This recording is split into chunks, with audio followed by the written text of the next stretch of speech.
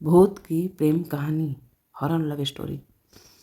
प्रेम ऊपर का दिया हुआ अनमोल उपहार है और जिस व्यक्ति को यह नसीब होता है उसे जीते जी स्वर्ग की प्राप्ति हो जाती है। लेकिन कुछ ऐसे भी प्रेम कहानियाँ हैं जो एक तरफा आगे बढ़ती हैं। कुछ को उनकी मंजिल मिल जाती है और कुछ को बदनसीबी की गलियारों में भटक जाते हैं। इसी से प्रेरित होकर भूत की प्रेम कहानी हॉरर लव स्टोरी लिखी गई है। एक बहुत ही बड़ा कॉलेज था जहाँ कई शहरों और गांव के बच्चे पढ़ते थे और उन्हीं बच्चों में एक आशा नाम की लड़की भी पढ़ती थी जो विज्ञान की छात्रा थी। आशा बहुत ही सरल स्वभाव की लड़की थी और लड़कों से बात करने में कतराया करती थी। एक बार आशा की क्लास का एक ट्रिप प्लान किया गया जिसके लिए कुछ लड़कियों को ही चुना जाता है। एक बहुत ही पुरानी गुफा है जिसके निर्माण में नायाब कारीगर से की गई थी और जिसके विज्ञान को समझने के लिए कॉलेज के विज्ञान संस्करण से जुड़ी हुई छात्राओं को ट्रिप के लिए शामिल किया जाता है, जिसमें कुल 16 लड़कियों को जगह दी जाती है और आशा भी उन्हीं में से एक थी। ट्रिप में चयन होने से आशा को प्रोत्साहन मिलता है। वह विज्ञान से जुड़े शोध करने के लिए पहले से ही इच्छुक थी और वह ट्रिप के प्लान के लिए तैयार हो जाती है। अगले दिन सुबह 5 बजे उस रहस्यमयी गुफा के लिए इन्हें निकलना था। ट्रिप में घूमने जा रही थी। सभी लड़कियों ने अपने ज़रूरी चीज़ें व्यवस्थित कर ली थी। अगली सुबह होते ही सभी लड़कियां समय से कॉलेज पहुंच जाती हैं और जाने के लिए बस में जाकर बैठ जाती हैं। कॉलेज के लिए बाहर लड़कियों का ये पहला ट्रिप था और इसीलिए सभी छात्राओं के अंदर घूमने जाने की एक अलग ही ऊर्जा थी। लेकिन आशा एक अनदेखे खतरे से अनजान थी। वह नहीं जानती थी कि इस ट्रिप उसकी ज़िंदगी बदलने वाला था। गुफा के लिए सफ़र शुरू हो जाता है। गुफा का रास्ता पहाड़ के किनारे से होकर जाता है जिसके लिए लगभग 40 किलोमीटर की यात्रा की जानी थी। सफ़र को रोमांचक करने के लिए सभी लड़कियां बस के अंदर अंतरिक्ष खेलते हुए जा रही थी। सभी के चेहरे खिले हुए थे। बस के अंदर एक महिला शिक्षक भी यही थी जिन्हें इस ट्रिप का मेंटोर बनाया गया था और उन्हें गुफा के अंदर मार्गदर्शक देने की जिम्मेदारी दी गई थी। 1 घंटे के सफ़र के बाद बस गुफा के अंदर पहुंच जाती है। यह गुफा पहले से ही लोगों में डर के लिए बदनाम थी। इसीलिए यहाँ ज़्यादा लोग नहीं आया करते थे। इसीलिए यहाँ दूर दूर तक कोई व्यक्ति दिखाई नहीं दे रहा था। बस का ड्राइवर सभी को उतार कर बस गुफा के बाहर खड़ी कर देता है और वहाँ उसी बस में आराम करने लगता है। महिला शिक्षक वहीं लड़कियों को लेकर गुफा के अंदर प्रवेश कर जाती है। जैसे जैसे लड़कियां अंदर जा रही थी सभी के अंदर घबराहट बढ़ती जा रही थी। गुफा के अंदर कई पक्षियों ने अपना ठिकाना बनाया हुआ था और इनके जाने से पक्षी मंडराने लगते हैं। गुफा एक विशाल पहाड़ के बीचों बीच बनाई गई थी जो अपने आप में ही एक रहस्यमयी कारीगरी का नमूना थी। गुफा के अंदर एक छोटा सा दरवाज़ा था। आशा घूमने हुए उसी दरवाजे के अंदर अकेले ही घुस जाती है। आशा के अंदर जाते ही दरवाज़ा अपने आप बंद हो जाता है।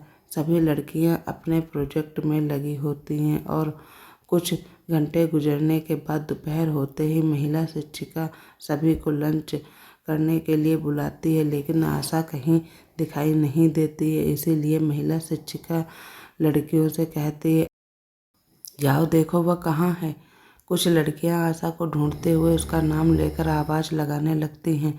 सभी जगह ढूंढने पर जब उसे आशा दिखाई नहीं देती है वह घबरा जाती है। लड़कियां भागते हुए महिला शिक्षिका के पास जाकर बताती हैं कि आशा का कहीं कुछ पता नहीं चल रहा है। हम लोगों ने सभी जगह देख लिया है। यह बात सुनते ही महिला शिक्षिका के चेहरे का रंग उड़ जाता है क्योंकि ट्रिप में सभी लड़कियों की जवाबदारी महिला शिक्षिका को ही थी और यही आशा को कुछ हो गया तो उसकी जिम्मेदारी महिला शिक्षिका की होगी। हड़बड़ाहट में खाना छोड़कर आशा को ढूंढने लग जाती है। आशा को ढूंढते ढूंढते शाम हो जाती है लेकिन वहाँ किसी को दिखाई नहीं देती है। महिला शिक्षिका आशा के गुमने की खबर कॉलेज मैनेजमेंट को भेज देती है। कॉलेज की लड़की लापता होने से कॉलेज मैनेजमेंट हिल जाता है और आनन फानन में पुलिस को सूचित किया जाता है। पुलिस की गाड़ी गुफा पहुंच जाती है और पुलिस की टीम महिला शिक्षिका के साथ गुफा के अंदर पहुंच जाती है। आशा को खोजने लगती है। तभी पुलिस ऑफिसर की नज़र एक गुप्त दरवाजे पर पड़ जाती है। वह महिला शिक्षिका से पूछते हुए, क्या आपने इस दरवाजे के अंदर जाकर देखा? वह चौंककर कहती है, नहीं, हमें तो यह दरवाज़ा दिखाई नहीं दिया। पुलिस ऑफिसर अपने टीम से दरवाजे को खोलने के लिए कहते हैं और वह दरवाज़ा खोला जाता है तो अंदर आशा बेहोश पड़ी होती है। महिला शिक्षिका आशा के चेहरे पर पानी डालती है और उसे उठाने का प्रयास करती है। कुछ मिनटों में आशा धीरे से अपनी आंखें खोलती है और अपनी शिक्षिका से कहती है, मैडम, हम कहाँ हैं? महिला शिक्षिका आशा को सारी बात बताती है और उसे अपने साथ ले जाकर बस में बैठा देती है। आशा के गुम हो जाने से लड़कियों का कॉलेज ट्रिप फीका पड़ जाता है। क्लास की सभी लड़कियां सोच रही थी कि आखिर आशा उस कमरे में बेहोश क्यों हुई। आशा ने कई बार पूछने पर उसे कुछ याद नहीं आया था और अगले ही दिन गुफा से जुड़ी जानकारियों के आधार पर कॉलेज में वैकल्पिक परीक्षा होनी थी। यह परीक्षा उत्तीर्ण करना अनिवार्य था, लेकिन आशा तो गुफा के अंदर बेहोश हो चुकी थी। उसने गुफा के बारे में कोई भी जानकारी इकट्ठी नहीं की थी। परीक्षा की खबर से आशा चिंतित हो जाती है और अपने किसी भी परीक्षा में असफल नहीं होना चाहती थी। आशा रात को अपनी पढ़ाई कर रही थी। अचानक उसकी नोटबुक से गुफा से जुड़ी हुई जानकारियां अपने आप लिखने लगती हैं। बिना किसी पेन चलाए ही कागज पर सब कुछ लिखता जा रहा था। आशा यह देखकर घबरा जाती है और जब सारी जानकारी पूरी हो जाती है, आखिरी में एक दिल के निशान के अंदर आशा के लिए प्यार के इजहार भरा संदेश दिखाई देने लगता है। आशा यह सब देखकर अपने कमरे के बाहर भागती है और अपनी सहेलियों को बुलाकर वह कागज दिखाती है, लेकिन उस कागज में आशा के अलावा किसी और को कुछ भी दिखाई नहीं देता है। ये सहेलियां उसकी बात पर विश्वास नहीं करती हैं। आशा को भूतिया एहसास होने लगता है। आशा के कमरे में भूत की दस्तक हो चुकी थी। भूत की लिखी गई जानकारी को आशा पढ़ लेती है और सुबह अपने परीक्षा में चली जाती है, लेकिन जैसे ही आशा को प्रश्न पत्र मिलता है उसे विश्वास ही नहीं होता है। वह सारे सवाल वही होते हैं जो रात में उसकी कॉपी में अपने आप लिख गए थे। आशा परीक्षा में आए हुए सभी सवालों के जवाब बड़ी आसानी से हल कर देती है और परीक्षा समाप्त होते ही वह अपने कमरे में आ जाती। आशा का दिमाग रात के उस संदेश पर ही टिका होता है जो किसी प्रेमी का प्रेम पत्र लग रहा था। आशा अपने कमरे में अकेली बैठी कुछ सोच रही होती है। उसी समय कमरे की दीवारों पर बड़े बड़े अक्षरों में आई लव यू आशा लिख जाता है। आशा तुरंत बगल वाले कमरे में छात्राओं को बुलाती है और उन्हें दीवार पर लिखा संदेश देखने को कहती है, लेकिन इस बार भी वह संदेश केवल आशा को ही दिखाई देता है।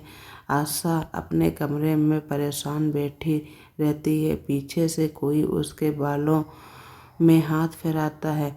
आशा तुरंत अपने कमरे में खड़ी हो जाती है और उसे कमरे में किसी के मौजूदगी का एहसास होने लगता है, लेकिन आशा इस बात से अनजान थी कि भूत की प्रेम कहानी शुरू हो चुकी थी। भूत आशा को अलग अलग तरीके से प्रपोज करने की कोशिश कर रहा था, लेकिन आशा भूत के प्यार भरे पैगाम को समझ नहीं पा रही थी। आशा के साथ छोटी मोटी घटनाएं बढ़ने लगीं, लेकिन किसी भी घटना से आशा को कोई नुकसान नहीं पहुंच रहा था। इसीलिए वह इस बात से निश्चिंत थी कि उसे कोई हानि पहुंच नहीं सकती है। आशा के माता पिता उसकी शादी के लिए लड़का देख रहे थे और उसी के चलते ही एक बहुत ही अच्छे घर का रिश्ता आशा के लिए आता है। आशा भी रिश्ते से खुश होती है। आशा के माता पिता उसे एक दिन के लिए गांव आने के लिए कहते हैं। आशा शहर के हॉस्टल में रहती थी और उसका गांव 15 किलोमीटर दूर था। सुबह होते ही आशा अपने गांव पहुंच जाती है। दोपहर के वक्त बरपक्ष के लोग आने वाले थे, जिनके स्वागत के लिए व्यंजनों की साज सजावट की जा रही थी और कुछ ही पलों के इंतजार के बाद लड़के वालों की गाड़ी आशा के घर के दरवाजे के सामने आकर खड़ी हो जाती है। लड़का बहुत ही सुंदर दिखाई दे रहा था। आशा उसे देखते ही मोहित हो जाती है और मन में ही अपने आप पति स्वीकार कर लेती है। आशा शादी के लिए अपना मन बना चुकी थी। अब इंतजार था तो सिर्फ लड़के की हाँ का।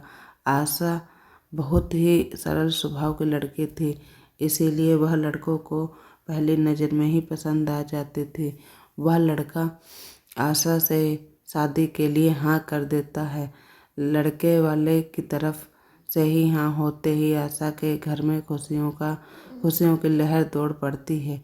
2 माह बाद दोनों की शादी का मुहूर्त निकाला जाता है। शगुन के तौर पर लड़के वालों आशा की ओली में कुछ पैसे और उपहार डालते हैं। आशा इस रिश्ते से बहुत खुश होती है, लेकिन आशा की खुशियाँ कुछ ही क्षणों की मेहमान होती हैं। एक फ़ोन कॉल से आशा की दुनिया उजड़ जाती है। जैसे ही उसे पता चलता है कि जिस लड़के से रिश्ता तय हुआ था, कुछ ही दूर जाने के बाद उसकी गाड़ी का एक्सीडेंट हो गया है और उस लड़के की मौत हो चुकी है। शादी होने के पहले ही आशा का दूल्हा उससे छिन गया है, क्योंकि एक ऐसी अदृश्य शैतानी ताकत है जो नहीं चाहती है कि आशा किसी और के रिश्ते में बंधे। आशा के ऊपर भूत की दहशत के बादल मंडराने लगते हैं। आशा को हल्की से सनसनाहट के साथ कुछ अजीब आवाज़ें सुनाई दे रही थीं। उसे दोबारा उसी गुफा में आने को कहा जाता है जहाँ से आशा के पीछे वह भूत पड़ा था। आशा पूरी तरह सम्मोहित होकर उसी गुफा की तरफ अकेले जाने का फैसला करती है। आशा अपने घर से कॉलेज के नाम पर निकल जाती है, लेकिन वह सीधे गुफा की तरफ जा रही थी। बस में बैठ जाती है और 1 घंटे के सफ़र के बाद वह गुफा के सामने पहुंच जाती है। गुफा के अंदर प्रवेश करते ही आशा को सामने एक भूतिया प्रतिबिंब नजर आता है, जो आशा की तरफ गुलाब का फूल फेंककर बढ़ रहा था। आशा अपनी जगह में मोम के पुतले की तरह खड़ी हो जाती है। आशा अपनी मानसिक चेतना खो चुकी थी और उसी समय वह भूत आशा के सामने आकर अदृश्य हो जाता है और आशा जोर जोर से हंसने लगती है और थोड़ी ही देर में उसकी आंखें बंद हो जाती हैं और जैसे ही वह आंख खोलती है वह एक अलग ही दुनिया में पहुंच जाती है। आशा एक भूत की बाहों में बाहें डालकर खूबसूरत मौसम का लुत्फ उठा रही है। आशा को ऐसा लग रहा है कि वह जैसे उसे स्वर्ग मिल गया हो। आशा इस माहौल में कभी खत्म नहीं होने देना चाहती थी और वह देखते ही देखते आशा को इसी माहौल में रहने की आदत हो जाती है और वह हमेशा हमेशा के लिए अपनी ही दुनिया में भूत की प्रेत कहानी का सार बन जाती है। आशा को इस माहौल में रहते हुए कई साल गुजर जाते हैं। दरअसल उस दिन के बाद से आशा अपना मानसिक संतुलन खो चुकी थी। कई जगह इलाज करवाने के बाद जब उसकी दिमागी हालत में सुधार नहीं हुआ तो उसके परिवार वालों ने उसका पागलखाने में भर्ती करा दिया, लेकिन वह आज भी अपने प्रेमी भूत के साथ प्यार के समुंदर में गोते लगा रही है। आशा के इस भूतिया रहस्य के साथ यह कहानी समाप्त हो जाती है। अगर आपको हमारी कहानी पसंद आती है तो प्लीज़ हमारे चैनल को सब्सक्राइब कीजिए और कमेंट कीजिए कि आपको स्टोरी कैसे लग रही है और शेयर कीजिए। धन्यवाद।